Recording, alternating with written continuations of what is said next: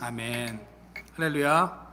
우리 양옆에 또 앞뒤에 계신 분들과 인사 나누겠습니다. 잘 오셨습니다. 이렇게 인사하겠습니다.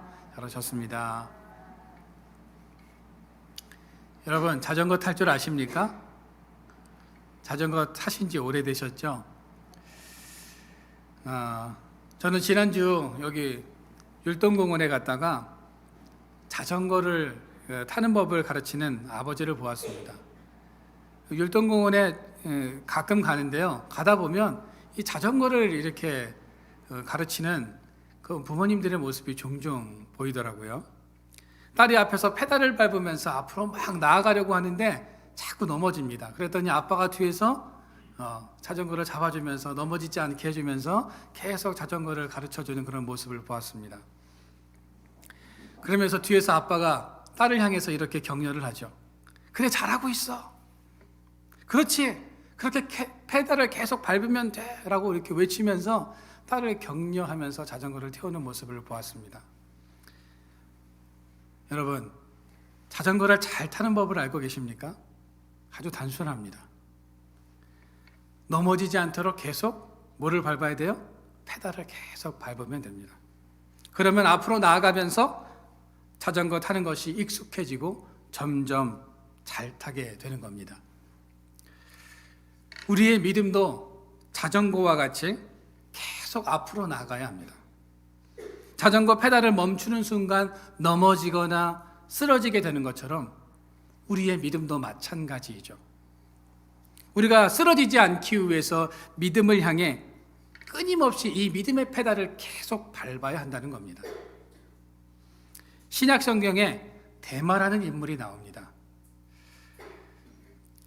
이 데마는 사도 바울의 동역자였습니다. 골로새서를 쓸 당시 바울은 복음을 전하다가 감옥에 갇히게 됩니다.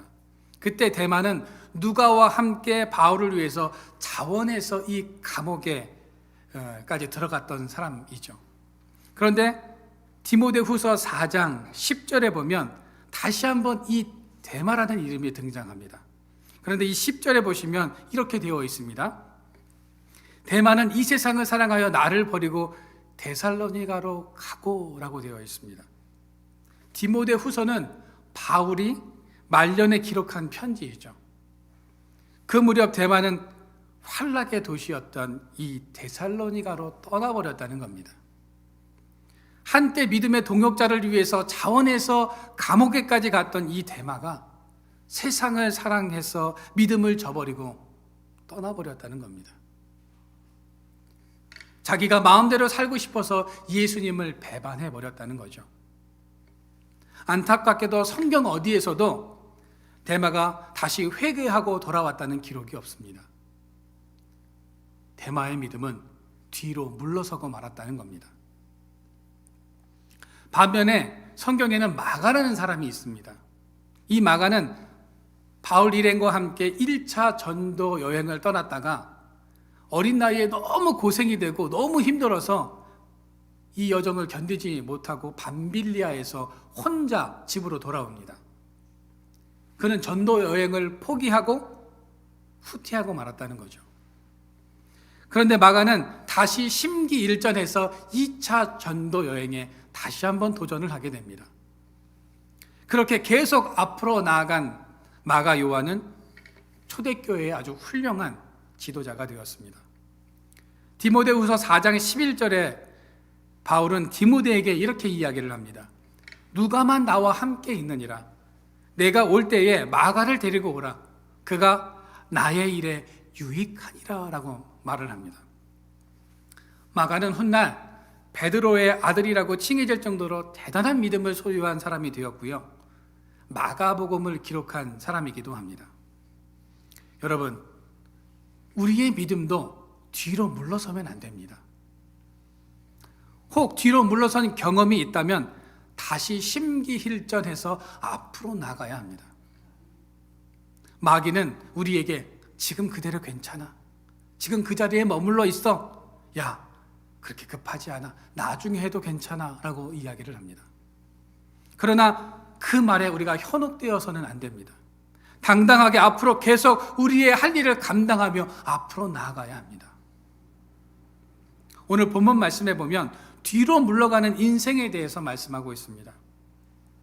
오늘 여러분들이 읽으셨던 본문 37절부터 39절 말씀을 제가 다른 번역으로 한번, 좀 쉬운 번역으로 한번 읽어드리겠습니다. 화면을 좀 봐주세요.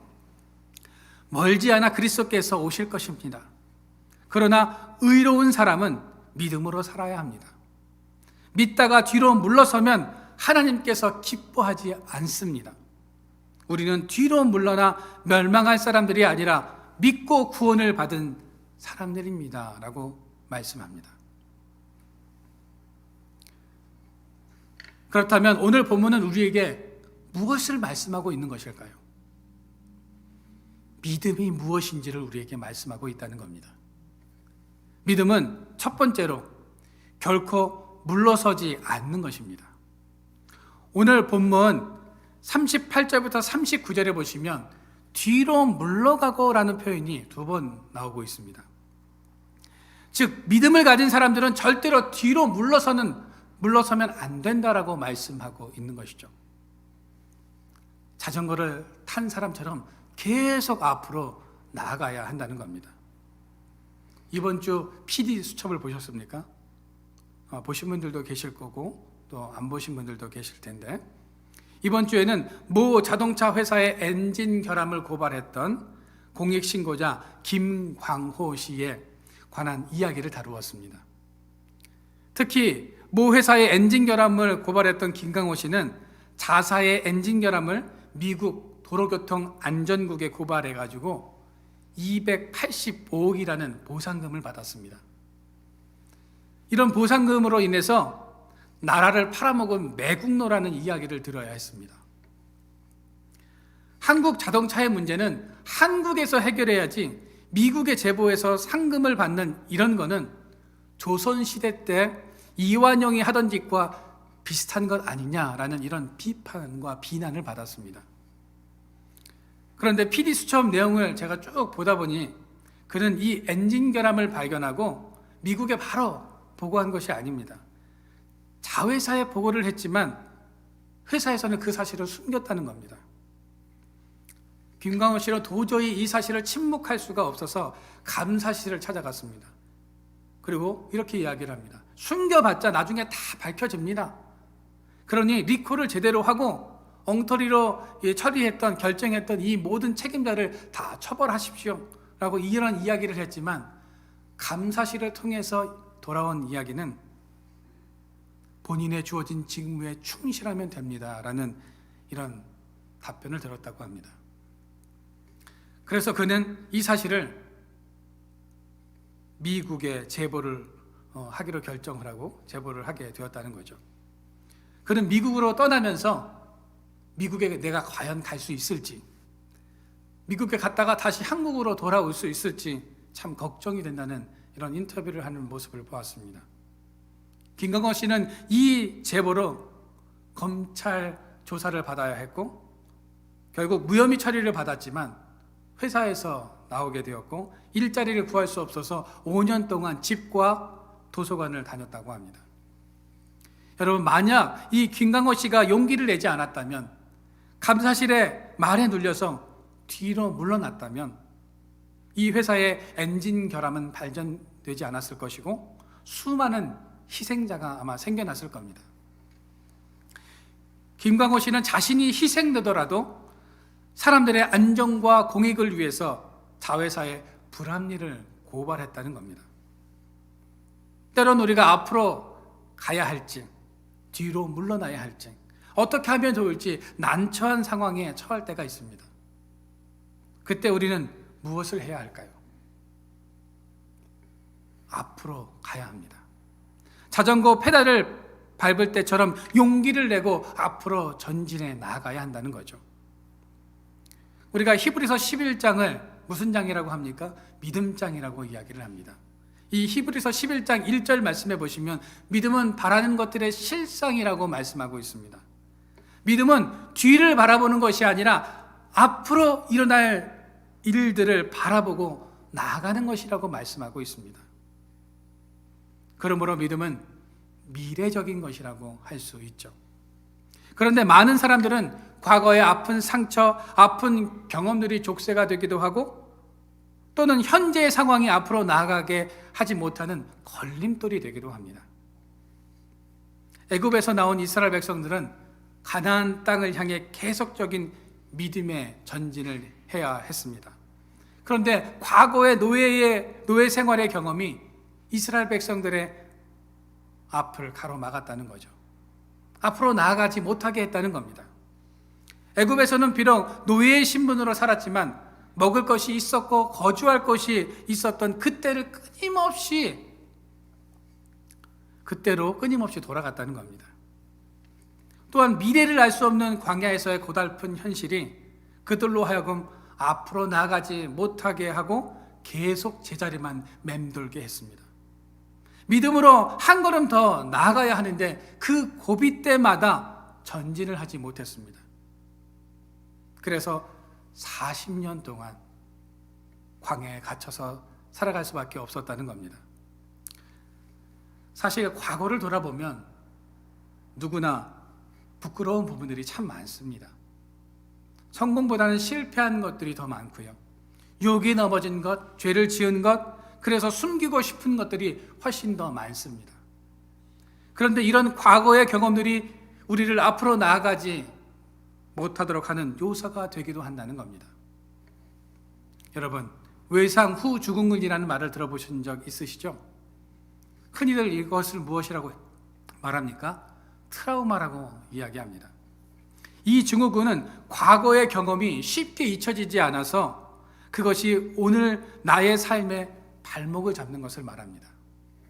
비가 오는 날 교통사고를 경험한 사람들은 비가 오면 운전을 잘 하지 못합니다. 왜 그렇습니까?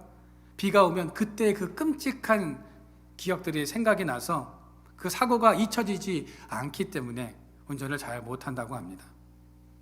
이처럼 과거의 경험은 우리로 하여금 자꾸 뒤로 물러가게 합니다.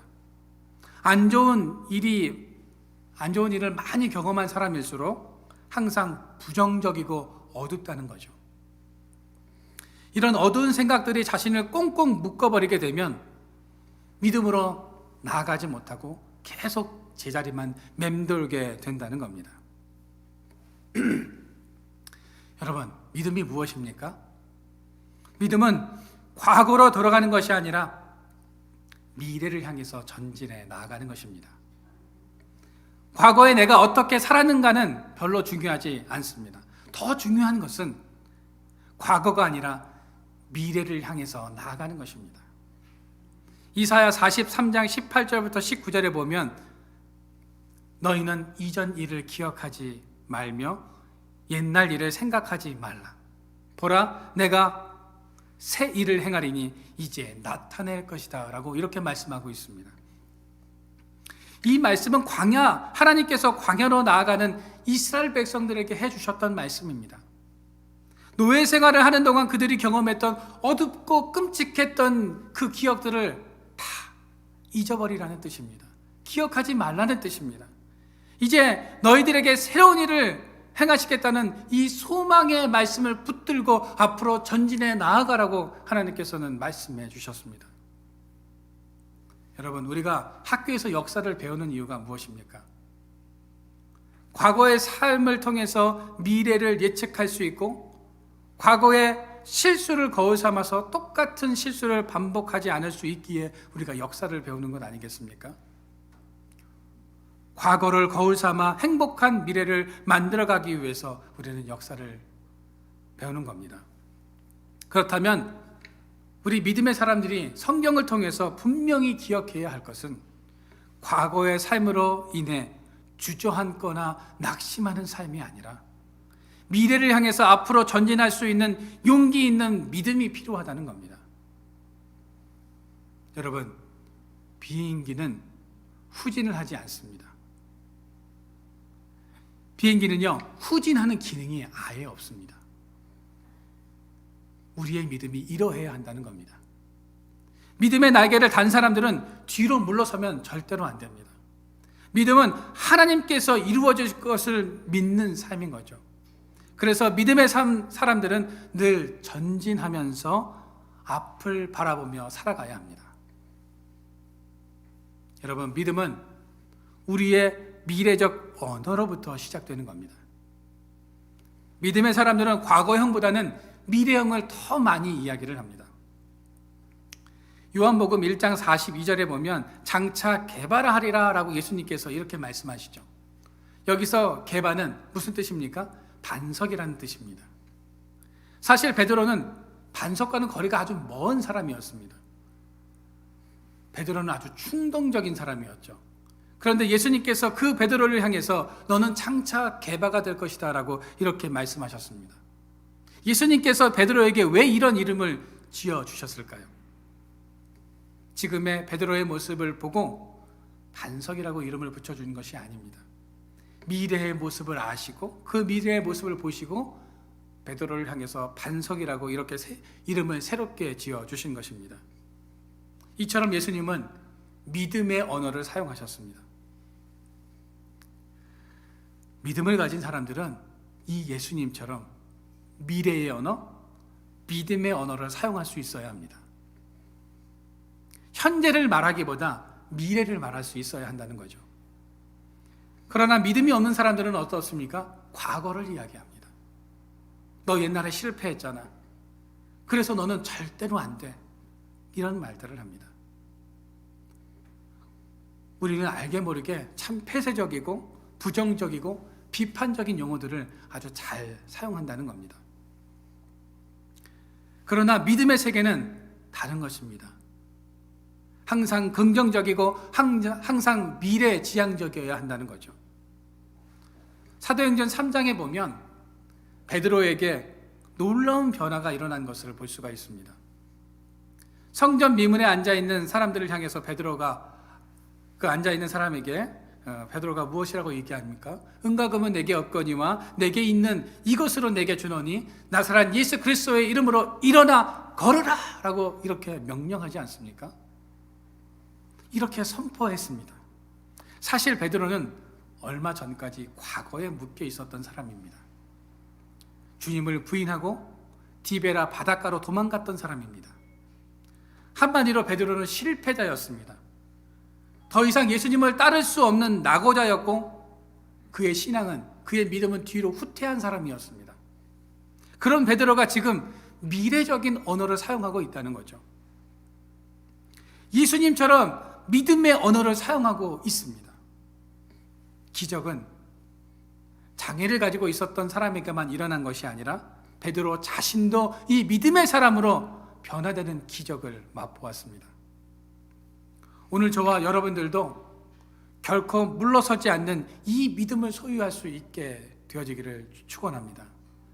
또한 예수님처럼 미래적인 언어, 믿음의 언어를 사용할 수 있게 되어지기를 소망합니다.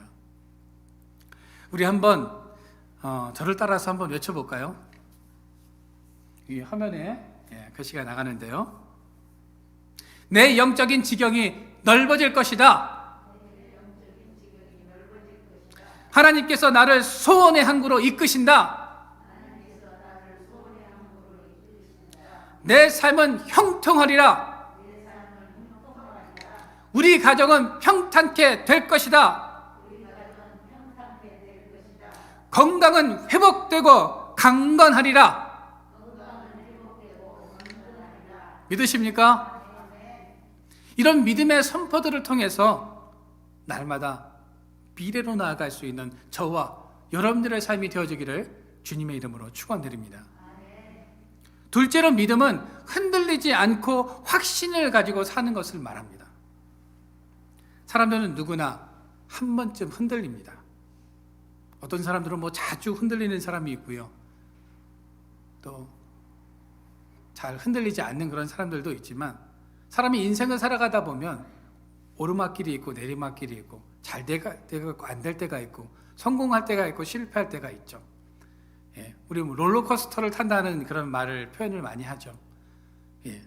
사람들은 잘 될 때가 있으면 꼭 낙심하거나 실패할 때가 있습니다. 흔들릴 때가 있다는 거죠. 하나님의 사랑에 대해서 확신이 사라지기도 합니다. 구원을 받은 것이 정말일까 하고 의심이 생기기도 합니다. 하나님의 말씀도 의심스럽고 교회 생활에 회의가 들기도 합니다. 여러 이유로 확신이 사라지고 흔들리기도 합니다. 보이지 않는 악한 세력들이 우리 안에 역사해서 우리의 마음을 막 흔들어 놓을 때도 있습니다. 그래서 우리의 믿음이 흔들릴 때가 있다는 겁니다. 오늘 본문 35절 말씀해 보십시오. 너희 담대함을 버리지 말라라고 우리에게 말씀하고 있습니다. 그런데 이 표현을 원어로 보면 어떻게 되어 있습니까? 여러분, 확신을 버리지 마십시오라고 되어 있습니다. 여기서 확신은 믿음의 확신, 주님에 대한 확신을 버리지 말 것을 말씀하고 있는 것입니다. 주님께서 다시 이 땅에 오시겠다고 말씀하셨던 그 말씀을 믿고 흔들리거나 요동하지 말고 주님이 오실 때까지 그 확신 가운데 거하라는 말씀인 것입니다. 오늘 본문에서 사용되었던 이 확신이라는 동일한 단어가 또 성경 어디에 나오냐면 소경이었고 거지였던 바디메오가 예수님께서 자신을 부른다는 말을 듣고 자기가 입고 있던 옷을 탁 벗어 던지고 예수님께로 갔던 기사에서 이 확신이라는 단어가 사용되고 있습니다. 바디메오는 예수님께서 부르시는 그 순간 자신이 치유함을 받았다는 확신 가운데 주님께로 달려갔다는 겁니다. 이것이 바로 믿음입니다. 바디메오는 자기가 벗고 있던 옷을 주저함 없이 던져버렸습니다. 그렇게 할 수 있었던 이유가 무엇입니까? 주님에 대한 확신이 있었기 때문입니다. 주님은 오늘을 살아가는 우리에게도 이런 믿음의 확신 속에서 살아가기를 원하고 계십니다. 기도하시면서 왜 의심하십니까? 기도하시면서 왜 낙심하십니까?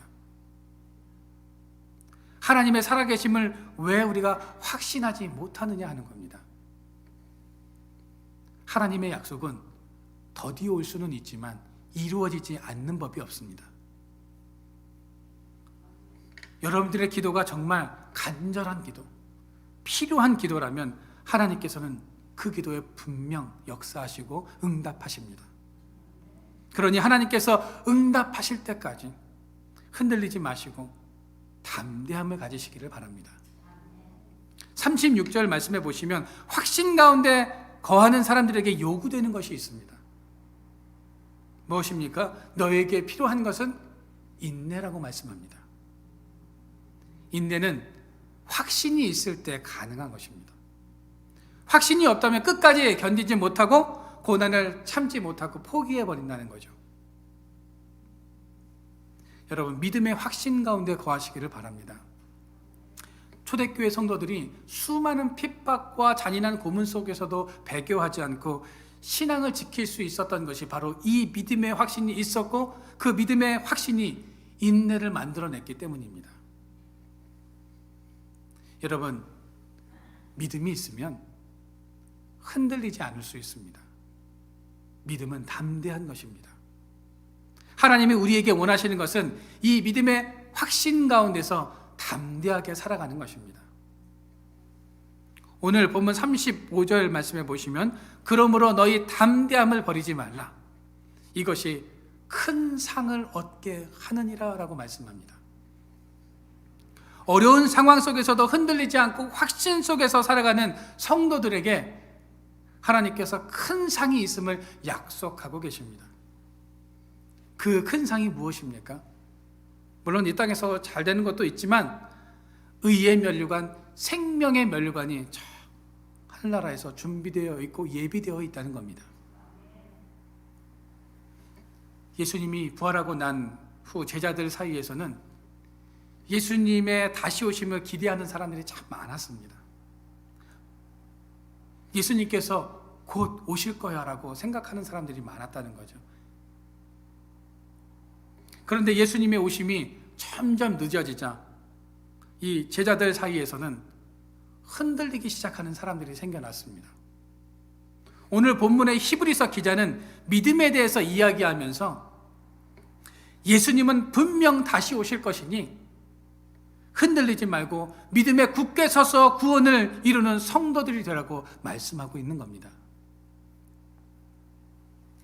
오늘날을 살아가는 신앙인들에게 성경은 분명하게 말씀하고 있습니다. 믿음을 붙잡고 확신 가운데 살아가는 사람에게 하나님은 큰 상을 약속하십니다. 그래서 우리는 믿음을 잃지 않고 그 확신 가운데 살아가야 합니다. 무디 선생님이 한 번은 자기의 사역과 성과가 너무 미미한 것에 낙심해서 서재에 앉아 있었습니다. 대단한 전도자 아닙니까? 불의 사람 아닙니까? 그런데 이 무디 선생님에게도 자기의 성과가 너무 미미하다면서 의기소침해하면서 낙심하는 순간이 있었다는 겁니다.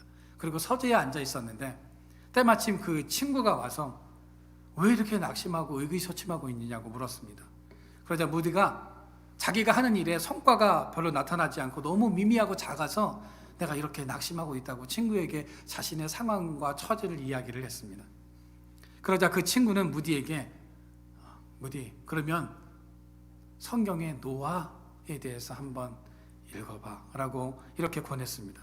그래서 무디는 친구가 간 뒤에 구약을 펴들고 노아가 하나님의 명령을 준행하느라 여러 해 동안 120년 동안 온갖 비방과 세상의 웃음거리가 되는 이런 어려움을 당하고 고통을 받았으나 끝까지 실망하지 않고 견디게 된 것을 읽게 되었습니다. 무디는 이 부분을 읽으며 나의 조급함이 이리도 어리석은 것이었음을 이런 말을 했다고 합니다. 무디는 그 자리에서 다시는 낙심하지 않으리라 결심을 하고 엎드려서 하나님께 새로운 힘과 용기를 달라고 간구하였습니다. 그러자 침울함은 사라지고 새 힘이 솟아나서 전도자로서의 그런 삶을 살았다고 합니다. 여러분, 노아는 120년 동안 1년도 아니고요, 10년도 아니고요, 12년도 아니고 120년입니다. 120년 동안 방주를 지었습니다. 정말 비가 내릴지 알 수 없는 그 상황 속에서도 하나님의 약속을 믿었다는 겁니다. 여러분, 이것이 바로 확신입니다. 하나님의 말씀을 믿고 내가 하는 일에 확신을 가질 때 우리는 앞으로 나아갈 수 있게 되는 것입니다. 그러면 우리가 의심을 넘어서 확신 가운데 거할 수 있는 방법은 무엇일까요? 내가 막 믿습니다 하면 막 믿어집니까? 아닙니다. 성령님의 도우심이 있어야 믿음의 확신 가운데 거할 수 있는 것입니다. 성령님이 우리 가운데 역사하실 때 우리는 믿음의 확신 가운데 거할 수 있는 것이죠. 비록 눈앞에 당장 성과가 나타나지 않을지라도 주님이 원하시는 일이면 주님을 위해 끝까지 인내할 수 있는 삶을 살아가야 하는 것입니다. 특히 사단이 가져다주는 조급함을 경계하시고 우리들이 생각하고 기대하는 대로 되지 않을지라도 물러서지 말고 확신을 가지고 계속 앞으로 나아가시기를 바랍니다. 믿음은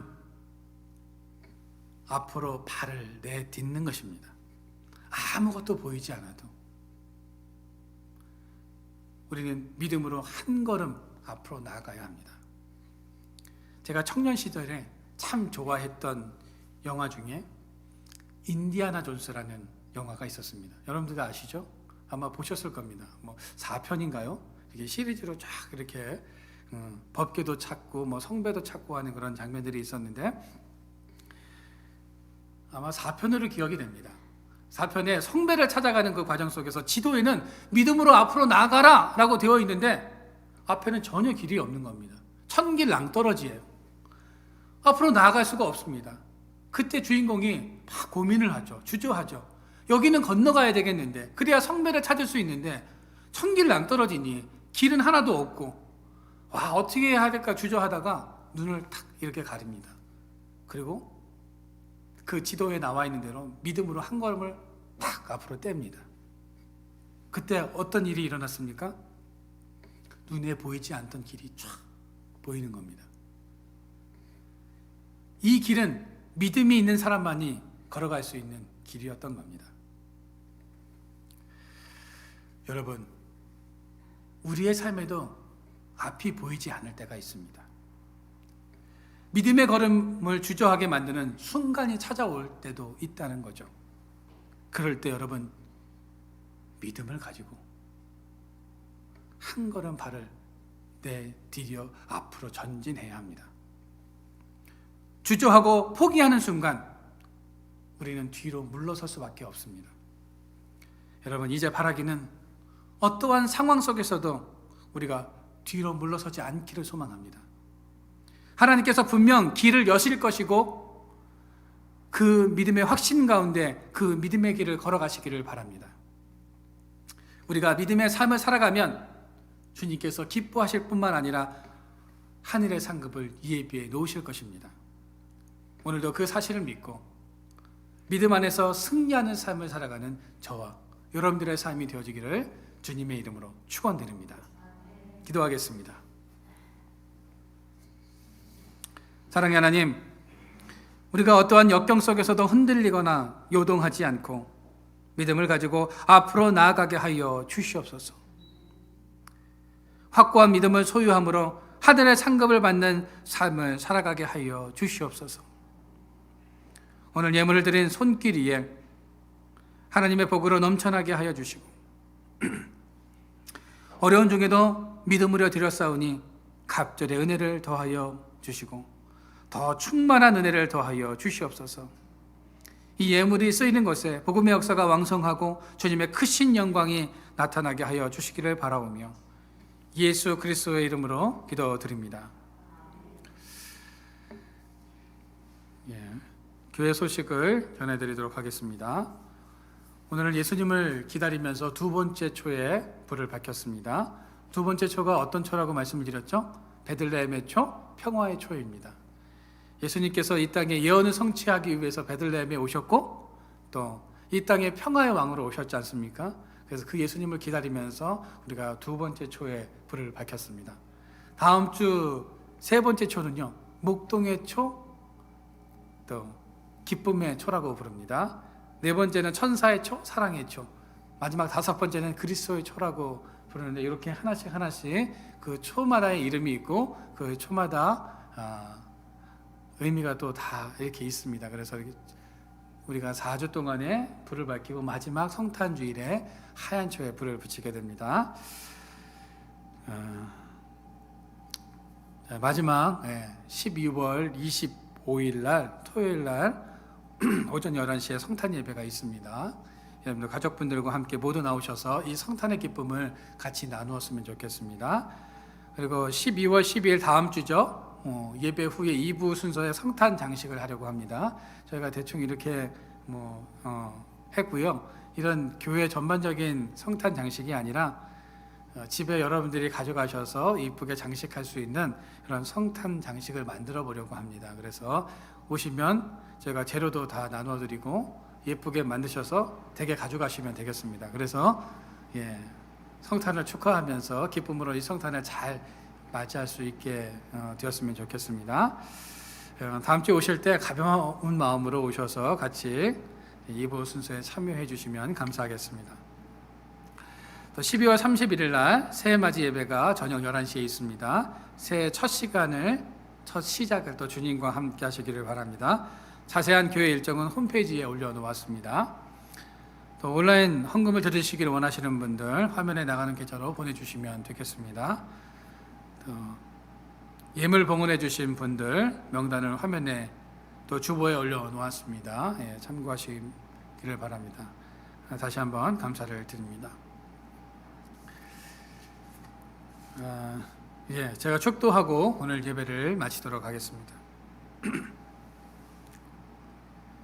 이제는 예수 그리스도의 크신 은혜와 극진하신 하나님 아버지의 사랑하심과 성령의 역사가 확고한 믿음을 가지고 앞으로 전진해 나아가는 삶을 살아가기로 작정하는 우리 성도들 머리머리 위에와 그들의 삶 위에 하나님께서 영원까지 함께하여 주시기를 간절히 축원하옵나이다.